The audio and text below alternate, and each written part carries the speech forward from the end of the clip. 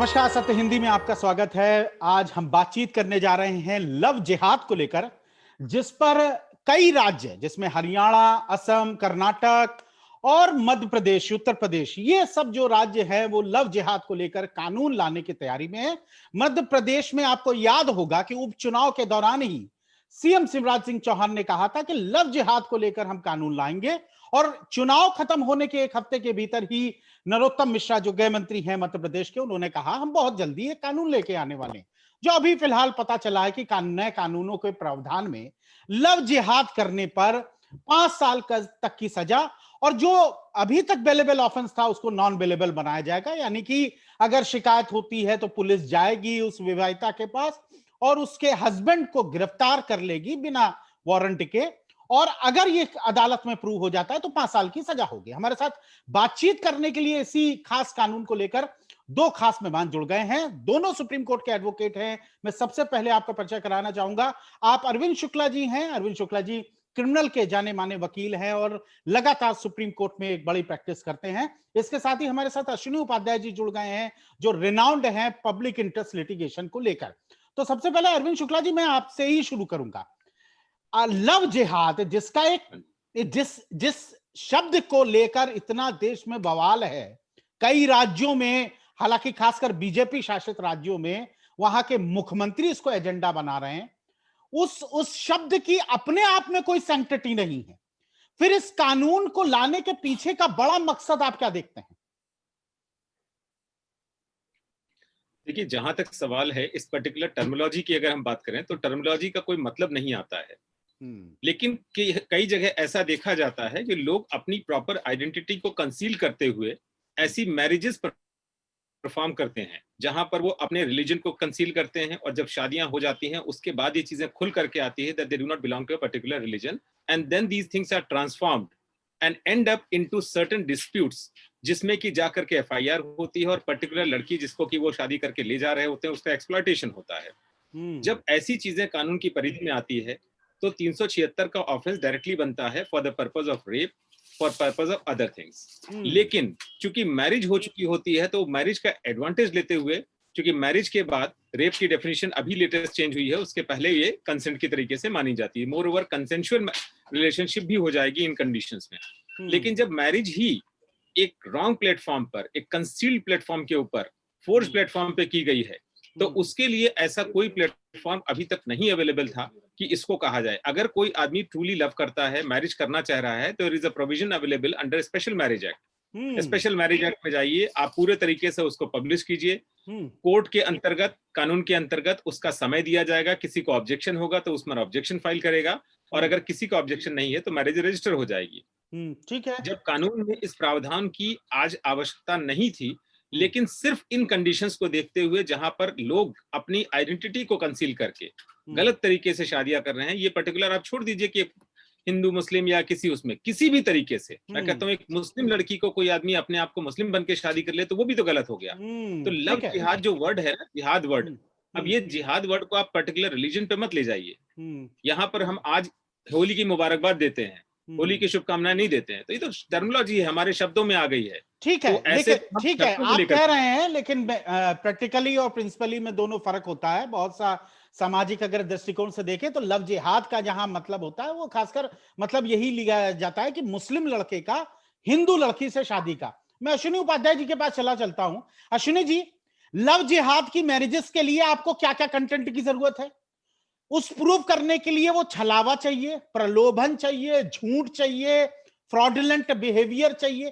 तो उसके लिए तो ऑलरेडी आईपीसी में कानून है, इंडियन पीनल कोड में है, अगर आप स्पेशल मैरिज एक्ट में है, तमाम प्रावधान है, आपके पास ऑलरेडी प्रावधान है। फिर आखिर इस कानून की क्यों जरूरत पड़ रही है? देखिए, पहली बात तो विप्लव जी, आज आप इस विषय पे जो बात कर रहे हैं, ये कोई उत्तर प्रदेश, मध्य प्रदेश या हरियाणा का मुद्दा नहीं है। ये केवल भारत का मुद्दा नहीं है, ये अंतरराष्ट्रीय समस्या है। लव जिहाद का कानून पर्शिया में नहीं था, इसलिए पर्शिया ईरान बन गया। लव जिहाद का कानून कैके में नहीं था, इसीलिए कैके पेशावर बन गया। दुनिया भर के और बहुत सारे देश हैं जहां से एक समुदाय विशेष एकदम ब्लास्ट हो गया, उसकी संख्या ब्लास्ट हो गई, दूसरे जो धर्म थे वो एकदम खत्म होते चले गए। अफगानिस्तान जहां दुर्योधन का ननिहाल था, देखते देखते जो गंधार था वो कंधार बन गया। राजा दशरथ जो ससुराल कैके, जो भरत का ननिहाल था कैके, वो देखते देखते पेशावर बन गया। आप आजादी के समय आप देख लीजिए, पाकिस्तान में 23% थे हिंदू सिख, आज के डेट में 3% से भी कम हो गए। तो बांग्लादेश में 30%। क्लियर है, मतलब बांग्लादेश में टारगेट मुसलमान है, मुस्लिम पॉपुलेशन है, वो टारगेट है। टारगेट आप खुद तय कर लीजिए, मैं आपको फैक्ट बता रहा हूँ, इंटरनेशनल फैक्ट बता रहा हूँ, आप गूगल करके देख लीजिए, फैक्ट है, आपको बता रहा हूँ। 70 साल में 23% से 3% पे पाकिस्तान में आ जाना कैसे भैया? क्यों? वहां के हिंदू बाज थे क्या? वहां के हिंदू नपुंसक थे, या हिंदुओं की लड़कियां बाज थी, या उनके बच्चे नहीं पैदा हुए? गए कहां? पाकिस्तान बांग्लादेश में 30% से 8% पे आ जाना, क्या बांग्लादेश में हिंदू बच्चा नहीं पैदा करना जानते? या हिंदुओं की लड़कियां बाज थी, या हिंदू लड़के नपुंसक थे? कहां चले गए? इसलिए मैं कह रहा हूं ये अंतरराष्ट्रीय समस्या है, इसको केवल आप, और इसीलिए मेरा जो अपना कहना है कि आईपीसी में सेक्शन 493 कहता है कि धोखे के साथ विवाह करना ये अपराध है, उसमें 10 साल की सजा है। ठीक है। ये कुछ राज्य जो कानून बना रहे हैं वो 5 साल का बना रहे हैं, 7 साल। मैं कह रहा हूं इससे भी तगड़ा कानून हमारे आईपीसी में है, उसको थोड़ा सा मेकओवर की जरूरत है। उसमें 493 में जैसे 498 था, उसमें हमने 498A बना दिया। ऐसे में कहता हूं 493 में आप या तो 493A बना दीजिए, या 493 में एक प्रोवाइजो और जोड़ दीजिए, एक अलग से सेंटेंस और जोड़ दीजिए, सब क्लास 1 जोड़ दीजिए उसमें। अपने आप लव जिहाद गंभीर अपराध हो जाएगा, 10 साल की सजा होगी, लद्दाख से लेके लक्षद्वीप तक सजा होगी, कश्मीर से कन्याकुमारी तक सजा होगी, कच्छ से कामरूप तक सजा होगी। अगर भाजपा शासित राज्य अपने राज्यों में कानून बना भी दे, और इसका बहुत बड़ा श्रेय भी ले लें हमने लव जिहाद पे, अरे भैया लव जिहाद चलो आप बना दोगे, जो भारत की तथाकथित सेकुलर सरकारें हैं जहां लव जिहाद की समस्या ज्यादा सीवियर है, वो तो कानून नहीं बनाएंगे। ममता बनर्जी नहीं बनाएंगी, केरल में नहीं बनेगा। तो ऐसी जगह पे जहां तथाकथित सेकुलर सरकारें हैं जो इसको भी चाह रही है कैसे भी करके, जो बचाव पूरी दुनिया से सनातन धर्म खत्म हो चुका है, भारत में भी 9 राज्यों में हिंदू माइनॉरिटी हो चुके हैं, जो 20-22 राज्यों में बचे हैं वो चाहते हैं यहां भी खत्म हो जाए, तो वो थोड़ी कानून बनाएंगे। ठीक है, मैं कहता हूं ठीक है, ठीक है, ठीक है, अमेंड करिए, 493 में एक सेंटेंस जोड़िए, लव जिहाद को गंभीर अपराध बनाइए। ठीक है। अच्छा अरविंद शुक्ला जी, अरविंद जी आपकी आवाज बंद है। अरविंद जी, हाँ जी बताइए। जी अरविंद शुक्ला जी, अच्छा मुझे ये बताइए कि जो 493 का ये प्रोविजन बता रहे हैं, इनके मुताबिक तो उस लव जिहाद के किसी अलग कानून की जरूरत ही नहीं है। मेरा प्रश्न आपसे वो है जो मैं अभी रिपीट कर रहा था कि आप लव जिहाद के जिस कंटेंट को लेते हैं, प्रलोभन को लेते हैं, झूठी बात को रखना, अपनी आइडेंटिटी क्लोज, हाँ साम दाम दंड भेद मान के चलिए, उससे आपने विवाह कर लिया और बाद में माँ बाप की शिकायत पर, उस लड़की की नहीं माँ बाप की भी शिकायत पर, उस लड़के को पकड़कर पुलिस बिना वारंट के गिरफ्तार करके जेल में डाल देती है। मुझे ये बताइए, मैं उस प्रश्न पे दोबारा से लौट के आ रहा हूं।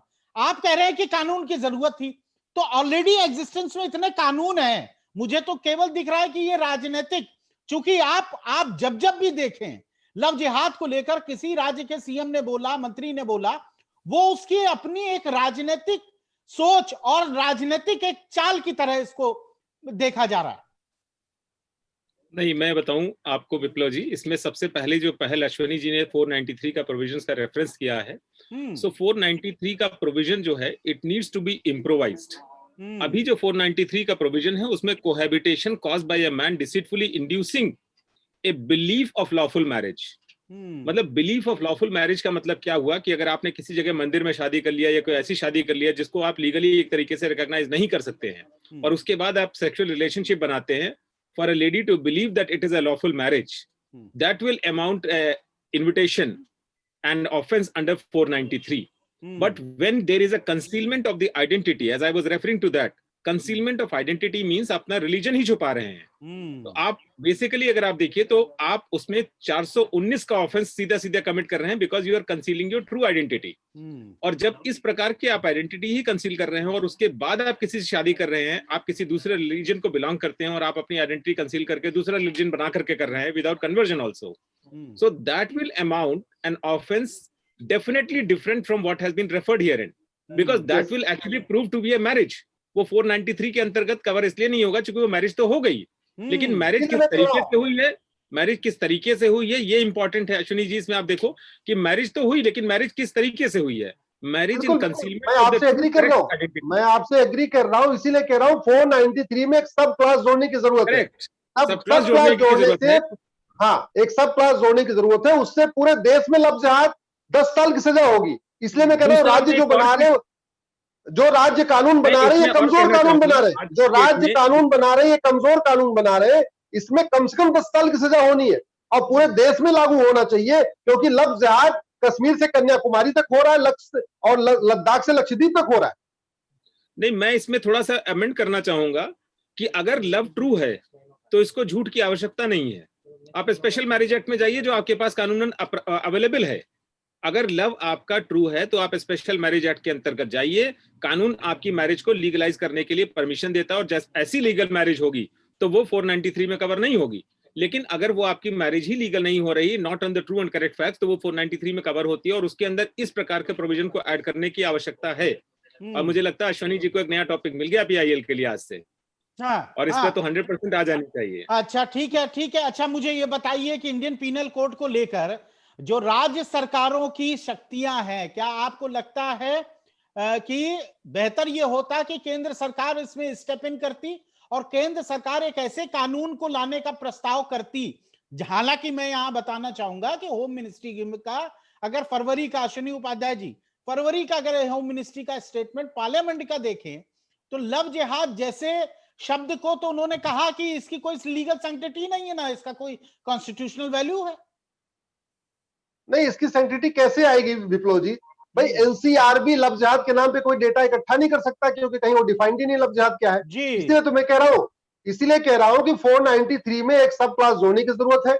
जैसे हमने 498A में क्रुएल्टी को डिफाइन किया और 498 में क्रुएल्टी को डिफाइन किया और डिफाइन करके उसको अपराध बना दिया, इसी तरीके से 493 में सब क्लास, उसमें 493A जोड़ दिया जाए या सब क्लास 1 जोड़ दिया जाए। साम दाम दंड भेद के द्वारा लव जिहाद क्या है? बड़ा सीधा सा है। लव जिहाद का मतलब जहां साम दाम दंड भेद के द्वारा निकाह किया जा रहा है, शादी किया जा रहा है, विवाह किया जा रहा है, उसको डिफाइन कर दिया जाए और 10 साल की सजा, जो सेम सजा 493 में है 10 साल की है, वही 493A में भी हो जाएगी 10 साल की सजा। इसलिए मैं कहता हूं इसको डिफाइन करने की जरूरत है, इसको पार्लियामेंट को स्टेप इन होना चाहिए, इसको सेंट्रल गवर्नमेंट को बनाना चाहिए। अगर मध्य प्रदेश बना भी लेगा, यूपी बिहार बना भी लेगा, जो सबसे ज्यादा लव जिहाद केरल में हो रहा है, जो सबसे ज्यादा लव जिहाद बंगाल में हो रहा है, जो अजमेर में हो रहा है, जो पंजाब में हो रहा है, वो कैसे रुकेगा? अगर भाजपा शासित राज्य बना भी लेंगे तो गैर भाजपा कैसे बनाएंगे? वो तो बनाने वाले नहीं, वो तो सेकुलर है, वो तथाकथित सेकुलर लिबरल अपने आप को कहते हैं। इसलिए मैं कहता हूं, और जहां तक आपका सवाल था, अरे भैया, अगर किसी माँ बाप ने 18 साल, 20 साल, 22 साल, 24 साल तक अपनी लड़की की देखभाल किया, उसको पाला पोसा, उसको शादी विवाह किया, तो उसका कोई अधिकार ही नहीं है। बिल्कुल, हम किस दुनिया में रह रहे हैं? हम भारत में रह रहे हैं ना। अब मुझे बताइए कि स्पेशल मैरिज एक्ट का, मैं तो अरविंद शुक्ला जी से शुरू करना चाहता हूं और इसके बाद आपसे प्रश्न कर लूंगा। फिर स्पेशल मैरिज एक्ट का जो 2 एडल्ट कंसेंटिंग है, डिफरेंट रिलीजन के हैं, और स्पेशल मैरिज एक्ट के 1954 का जो प्रावधान किया गया था, उस प्रावधान और उस कानून का क्या मतलब रह गया, वो बताइए। देखिए, स्पेशल मैरिज एक्ट के प्रावधान के अंदर कंसेंटिंग पार्टीज को एलिजिबल फॉर मैरिज होना चाहिए। ठीक है। जहां तक की सवाल है, अगर वो एलिजिबल फॉर मैरिज है, means they have acquired the age of marriage where they are permitted to marry. अगर आप इस्लामिक प्रोविजंस में देखिए तो after the age of puberty a girl is ready to marry and her willingness can be accepted without being having acquired the age for consenting under the contract, whereas it is a contract under the marriage in Muslim marriage. लेकिन मुस्लिम marriage act के अंतर्गत उसकी acceptance at the age of attaining puberty for 14 years is also admitted and accepted. ठीक है. So this is something which is different in the special marriage act if you actually compare that. लेकिन इन provisions को अगर आप देखें special marriage act को या बाकी चीजों को, तो उसके अंदर प्रावधान नोटिस का रखा गया है, फैमिली मेंबर्स को नोटिस दिया जाता है।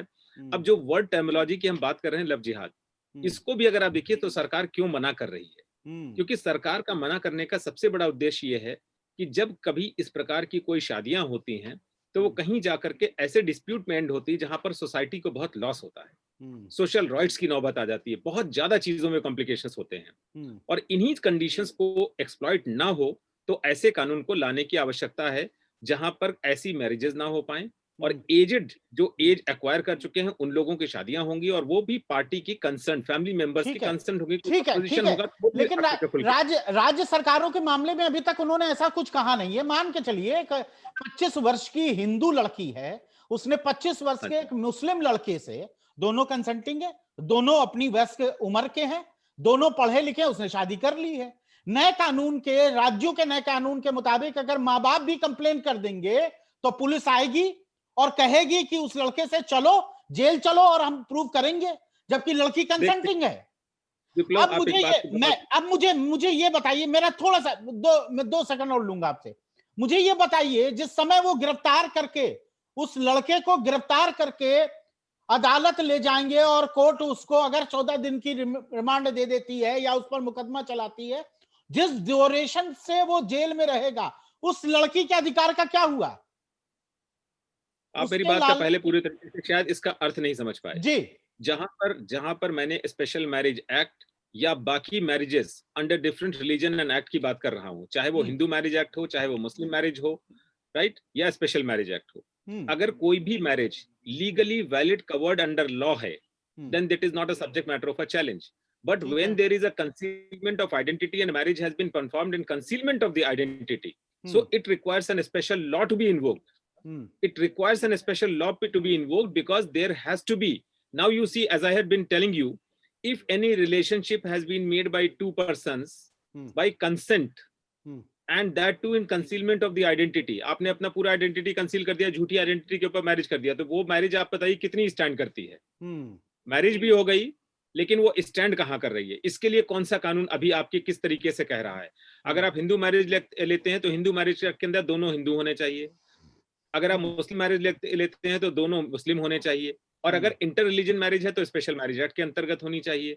अगर इन चीजों से आप हटकर आते हैं, इन चीजों से हटकर आते हैं, तभी तो आपका वो प्रोविजन इन्वोक करने की बात आ रही है। जहां तक कि अश्विनी जी ने अभी कहा कि ये राष्ट्रीय स्तर पर कानून बनना चाहिए, मैं पूरे तरीके से इससे एग्री करता हूं कि यह चीज राष्ट्रीय स्तर पर होना चाहिए, लेकिन शुरुआत तो किसी ना किसी प्रदेश को करनी होगी।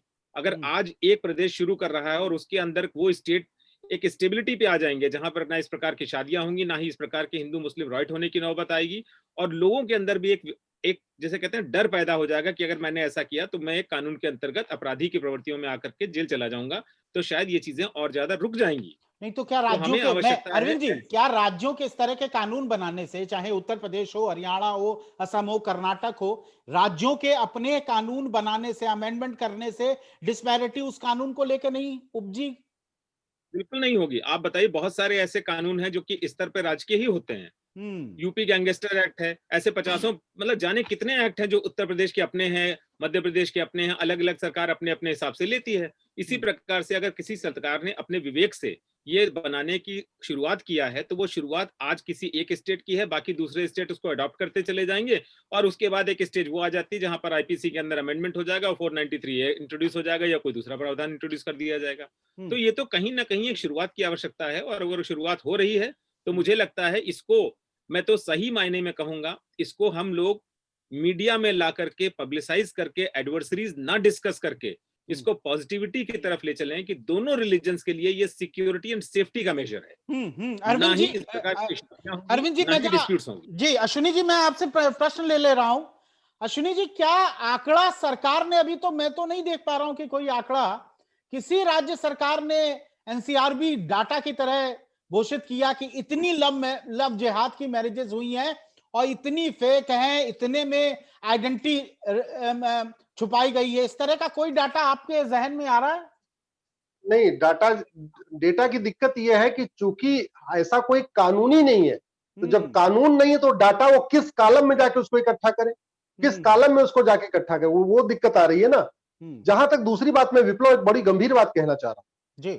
दुनिया के सारे देशों में जो माइनॉरिटी कम्युनिटी होती है ना, वो लव जिहाद या ऐसे समता, समान शिक्षा, समान नागरिक संहिता की मांग करते हैं, लव जिहाद के खिलाफ कठोर कानून की मांग करते हैं। भारत इकलौता ऐसा देश है जहां मेजोरिटी कम्युनिटी कहती है कि लव जिहाद के खिलाफ कानून बनाओ। तो यहाँ जो लव जिहाद से खतरा है वो मेजोरिटी को है। दुनिया में, पाकिस्तान में लव जिहाद से सफर कौन कर रहा है? वहां की माइनॉरिटी, यानी हिंदू, सिख, जैन, बौद्ध कर रहे हैं। बांग्लादेश में लव जिहाद से कौन सफर कर रहा है? हिंदू, मुस्लिम, हिंदू, पारसी, जैन, बौद्ध कर रहे हैं। भारत ऐसा है जहां कि हिंदू कम्युनिटी, जो मेजॉरिटी कम्युनिटी, वो कहती है लव जिहाद खिलाफ कानून बनाओ। वो कहावत है ना, छुरा तरबूज पे गिरे या तरबूज छुरे पे, हर जगह जो है तरबूज ही कटता है और छुरा उसको काटता रहता है। वही हाल हिंदुओं का हो गया है। पाकिस्तान में भी उनकी बहन बेटियां सुरक्षित नहीं है, बांग्लादेश में भी उनकी बहन बेटियां सुरक्षित नहीं है, और भारत हिंदुस्तान कहने को हिंदुस्तान है, यहाँ 9 राज्यों में माइनॉरिटी हो गए और यहाँ भी उनकी बहन बेटियां सुरक्षित नहीं है। इसीलिए मैं कहता हूं तत्काल कानून की जरूरत है। मैं शुक्ला जी सहमत हूं, ठीक है कुछ राज्य बना रहे हैं उसका स्वागत है, लेकिन मैं उन राज्यों से यही कहना है आप 10 साल की सजा का प्रोविजन करिए। जैसे 493 में 10 साल की सजा है, आप लव जिहाद खिलाफ अगर अपना कानून भी बना रहे हैं उसमें 5 साल नहीं बल्कि 10 साल की सजा का प्रावधान करिए। ठीक है, आप दोनों से बहुत संक्षेप में, बिल्कुल अंतिम में प्रश्न ले लूंगा। इस कानून के आने के बाद कितना बड़ा बदलाव देख रहे हैं? अरविंद जी, सबसे पहले आपका रिएक्शन, क्या बदलाव? सबसे पहले मैं समझता हूं जब इस प्रकार का भय व्याप्त हो जाएगा लोगों के अंतर्गत, तो अगर किसी को शादी करनी है तो अपनी आइडेंटिटी नहीं छुपाएगा, और आइडेंटिटी छुपाए बगैर शादी करके लड़कियों का जो एक्सप्लॉयटेशन होता है, जिसके अंतर्गत इस शब्द को शब्द कोश में डाला गया है लव जिहाद, वो भी खत्म हो जाएगा। जब ये आज लव जिहाद की जब बात करते हैं तो किसी लड़की से शादी करने के बाद जब उसका एक्सप्लॉयटेशन होता है और वो लड़की आकर के खुल के बताती है कि मेरे साथ कितना उत्पीड़न हुआ है, तभी ये चीज खुल करके सामने आती है कि शादी किसी व्यवहार के लिए, किसी मोहब्बत के लिए, किसी और चीज के लिए नहीं की गई थी, उसको तो सिर्फ एक्सप्लॉइट करने के लिए किया गया था। लेकिन जब इसके लिए अलग से कानूनी प्रावधान आ जाएगा तो इसके अंतर्गत लोगों की बंदिशें बढ़ जाएंगी और लोगों के अंदर भय व्याप्त होगा, तो शायद इस प्रकार की हरकतें जो आज देश में हो रही हैं वो बंद हो जाएंगी और काफी हद तक इससे एक अच्छा माहौल व्याप्त होगा और समन्वय भी बढ़ेगा। ठीक है, अश्विनी जी। विप्लव जी, मैं तो सर यही कहूंगा, ये बहुत जरूरी है, देर से ही सही लेकिन फिर भी शुरू हो रहा है, अच्छी बात है। और जैसा कि हमने कहा कि 493 में एक सेंटेंस जोड़ दें, लव जिहाद 10 साल के लिए अपराध हो जाएगा। ऐसे 494 में से अगर एक सेंटेंस निकाल दिया जाए, कम कर दिया जाए, तो बहुविवाह 7 साल के लिए अपराध हो जाएगा सबके लिए। अभी बहुविवाह हिंदुओं के लिए अपराध है, सिखों के लिए अपराध है, जैन बौद्ध के लिए अपराध है, लेकिन कुछ कम्युनिटीज के लिए नहीं है। अगर 494 में से एक सेंटेंस निकाल दिया जाए तो बहुविवाह भी एक संगीन अपराध हो जाएगा। इसलिए मैं केंद्र सरकार से कहता हूं 493 में एक सेंटेंस जोड़िए, 494 में से एक सेंटेंस घटाइए, लव जिहाद भी अपराध हो जाएगा, बहुविवाह भी अपराध हो जाएगा। बहुत बहुत शुक्रिया आप दोनों का। हालांकि आशा यही करते हैं कि कानून को, अगर कोई बुराई है, सामाजिक बुराई है, तो निश्चित रूप से उस पर कानून राज्यों का बनाना बेहतर है। लेकिन अगर उसके पीछे राजनीतिक इंटेंशन है, उसकी राजनीतिक मानसिकता है, उसकी मंशा है, तो कहीं ना कहीं ये एक तरह का कानून एक विवादों में आएगा, जैसा कि आपने CAA NRC में देखा और उसका कहीं ना कहीं परिणाम भी देखने को मिला। तो उम्मीद यही की जाती है कि बेहतर कानून आएगा और लव जिहाद को लेकर जो लगातार एक बहस समाज में चल रही है, उस बहस पर भी विराम लग पाएगा। आप दोनों का बहुत बहुत शुक्रिया, धन्यवाद, नमस्कार। सत्य हिंदी के और वीडियोस को देखने के लिए हमारे YouTube चैनल को सब्सक्राइब करें और सीधे नोटिफिकेशन पाने के लिए बेल आइकन दबाएं।